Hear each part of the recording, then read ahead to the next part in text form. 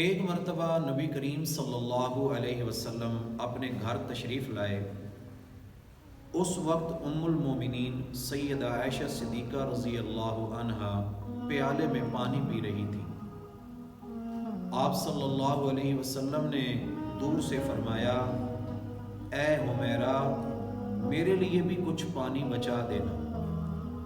ان کا نام تو عائشہ صدیقہ تھا رضی اللہ عنہا، لیکن نبی کریم صلی اللہ علیہ وسلم ان کو محبت کی وجہ سے حمیرہ فرماتے تھے۔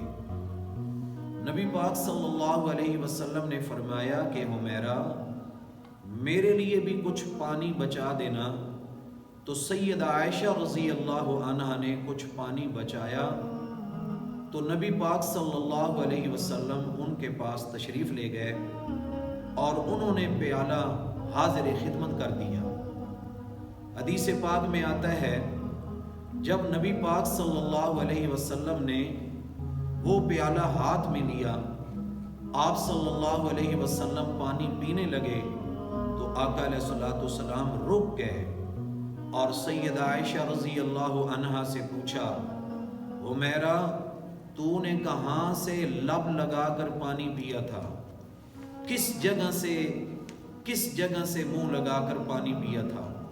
تو انہوں نے بتا دیا۔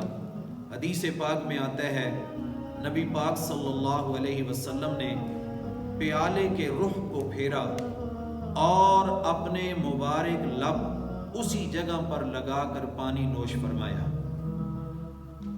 اگر خاوند اپنی بیوی کو ایسی محبت دے تو وہ گھر کیوں کر آباد نہ ہو۔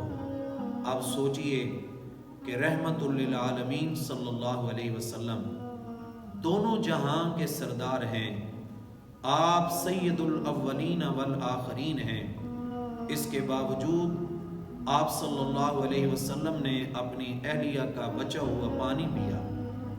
ہونا تو یہ چاہیے تھا کہ آپ صلی اللہ علیہ وسلم کا بچا ہوا پانی وہ پیتی، مگر یہ سب کچھ محبت کی وجہ سے تھا اور امت کے لیے ایک تعلیم تھا کہ گھر بستے کیسے ہیں اور گھروں میں محبت کیسے ہوتی ہے۔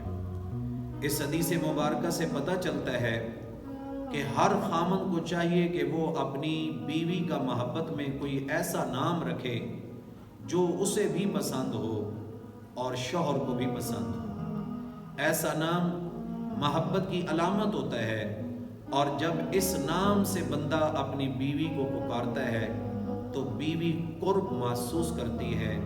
یہ آقا علیہ الصلوۃ والسلام کی سنت اور حضور علیہ الصلوۃ والسلام کے مبارک طریقے کا ایک صلہ ہے کہ اس کے ذریعے اللہ رب العزت محبت پیدا فرما دیتے ہیں۔